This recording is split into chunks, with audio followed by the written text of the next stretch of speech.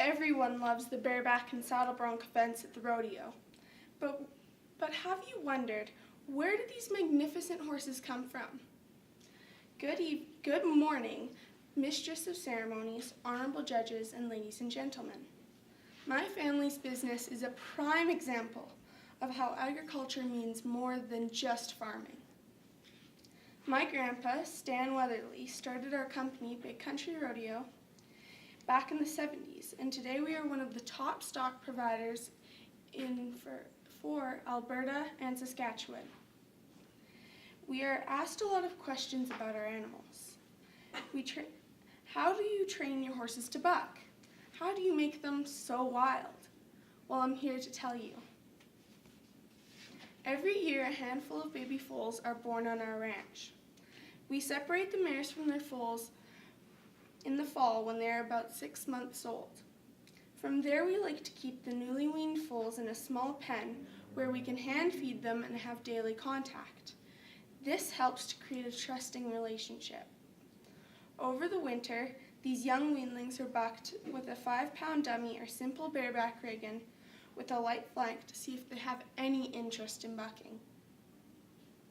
Ask yourself, what is the first thing any horse does when he's frisky in the field? He bucks and plays. It's a game. It's natural. We add the flank to enhance their natural movement. In the same way that all thoroughbreds don't win races, and not every horse that is bred to buck has the ability to. The flanks that we use are over 30 years old and have been on at least 1,000 horses. Every piece was custom made by my dad and grandpa. It includes a quick release strip that was originally designed for military parachutes, but works well for this purpose. Once spring arrives again and the grass starts to grow, the horses are moved to a pasture to play and mature. In the fall, they are once again brought into the dummy pen to place with the flanks and interact with humans. This routine carries on until they are 3, when my dad decides which horses are worth keeping as potential buckers. These horses are then given another year to grow up and get even more confidence and strength.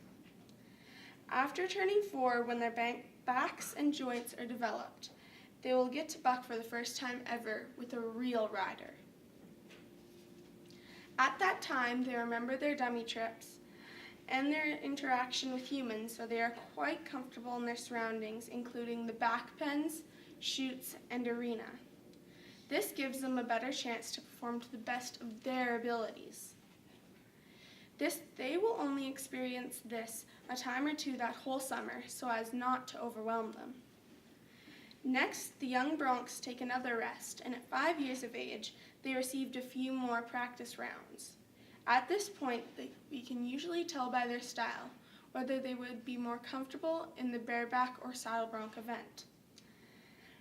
Now the young horses go to practice with real riders, and this is where we usually see the superstars start to appear. The next summer, they get to make their first appearance at a real rodeo. They learn how to cope with the bright lights and loud noises by starting out small and getting comfortable performing in front of crowds in any place. Generally, by 6 years of age, they'll finally get to hold the official title of a real bucking horse. The higher performers will find themselves at a great collection of rodeos, from the Kindersley Community Rodeo to the Calgary Stampede. A lot of good bucking horses can experience places and things that a lot of humans can only dream about. They lead a lifestyle that is second to none, getting the best care and attention that they could ask for. They are treated with massages, chiropractor appointments, dental care, hoof care, and even acupuncture treatments. The methods employed by our family have proven to be successful. One of our success stories is a horse named Warcry, who earned many awards.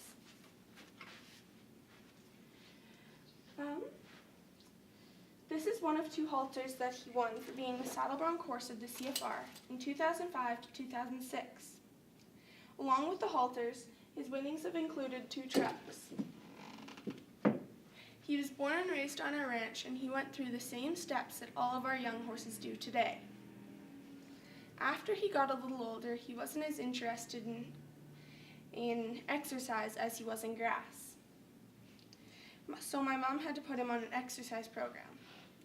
Today, he resides on our farm for all the things that he has done for our family without an exercise program. For our family, every summer day is spent taking our horses to different rodeos all over Canada. They have performed all the way from Falcon, BC to Quebec. They are our livelihood and they are part of our family.